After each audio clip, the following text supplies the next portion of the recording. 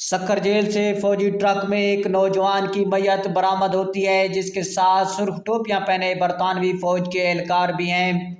ان کے پیچھے ہزاروں کی تعداد میں وہ لوگ ہیں جو شہر اور آس پاس کے علاقوں سے صبح کو ہی اس جگہ جمع ہونا شروع ہو گئے تھے۔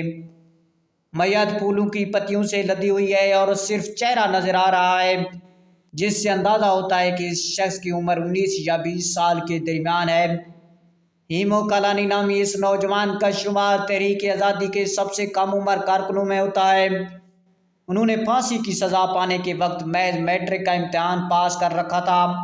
ایک روز پتہ چلا کہ گاندھی کراچی آ رہے ہیں۔ انہوں نے اپنے دوست حشو سمبھانی کے ساتھ مل کر فیصلہ کیا کہ وہ گاندھی سے ملیں گے اور دونوں کراچی پہنچ گئے۔ یہاں ان کا سامنا ایک زبردست بھیڑ سے ہوا، لیکن ان کی خوش قسمتی یہ تھی کہ سکھر کا ماسٹر رنگل مل ہاتھ پنکھا لیے معزز مہمانوں کو ہوا دے رہا تھا۔ میں نے ان کے پاس جا کر کہا کہ سیاں آپ تھک گئے ہوں گے، مجھے سیوا کا موقع دیں۔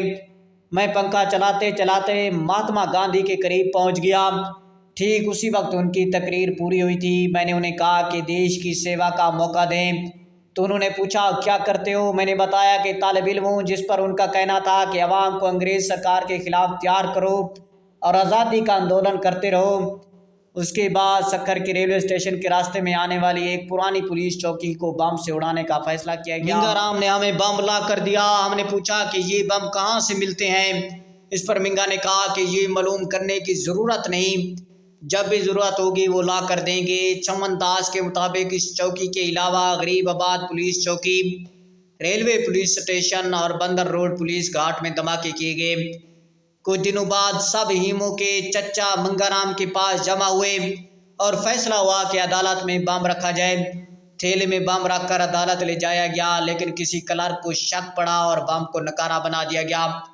22 اکتوبر 1942 کو ہیما کے چچا منگا رام نے بتایا کہ انگریز فوج کی اسلحہ سے بھری ہوئی ٹرین سکھر اسٹیشن سے روڑی جائے گی اور ان سے کہا کہ وہ اس کو لوٹنے کی کوشش کریں۔ اس وقت ہم پربھات ٹکیز میں فلم دیکھنے کے لیے گئے ہوئے تھے۔ وقفے میں غیر موجود ہیمو اور ہری نے یہ بات بتائی۔ ہم نے سکھر کے پرانے دروازے سے تھوڑی دور پٹڑی کی فش پلیٹ سے بولٹ کھولنا شروع کیے۔ پانا چھوٹا تھا، اس لیے بار بار گھوم جاتا تھا۔ ہم پانچوں نے طاقت لگا کر مشکل سے بولٹ ڈھیلے کیے ہوئے تھے کہ ایک فوجی نے بتی مار کر آواز دی کون ہو؟ ہم چاروں ہری، ہشو، ٹیکم ایک دم چھلانگ لگا کر فرار ہو گئے، لیکن ہیمو معلوم نہیں کیوں رک گیا اور پولیس کی گرفت میں آ گیا۔ صبح کو اخبارات میں خبر شائع ہوئی کہ کوٹہ جانے والی ٹرین کو گرانے کی کوشش ناکام، ایک باغی کو گرفتار کر لیا گیا۔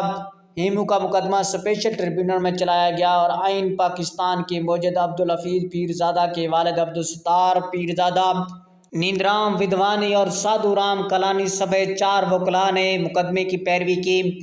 ہیمو کو زنجیروں میں جکڑ کر عدالت میں پیش کیا گیا اور اس نے کہا کہ اس کو کوئی پچھتاوا نہیں۔ وکلاء نے عدالت سے گزارش کی کہ ہیمو نوعمر ہے، اس کی غلطی کو نظر انداز کر کے معاف کیا جائے۔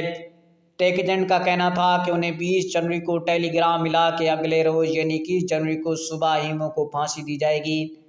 ٹیک ایجنٹ کا کہنا تھا کہ آخری ملاقات میں ہیمو نے رشتہ داروں سے کہا کہ آپ کیوں رو رہے ہیں؟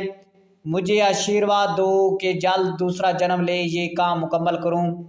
ٹیک ایجنٹ کے مطابق ہیمو نے سلاخوں سے بازو پیر نکال کر انہیں ملے اور کہا کہ میں ایک کام ادھورا چھوڑ کر جا رہا ہوں، تم یہ مکمل کرنا۔ پھانسی کے روز ہیمو سے آخری خواہش معلوم کی گئی تو انہوں نے کہا کہ میں نعرے لگاتے ہوئے پھانسی کے تختے پر جاؤں گا اور آپ سرکاری اہلکاروں ان نعروں کا جواب دیں گے۔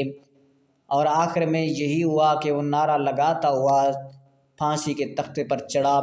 ناظرین، آپ لوگ اس نوجوان باہمت نوجوان ہیمو کے بارے میں کیا رائے رکھتے ہیں؟ قیمتی رائے کا اظہار ضرور کمنٹ باکس میں کیجیے گا۔ Thanks for watching.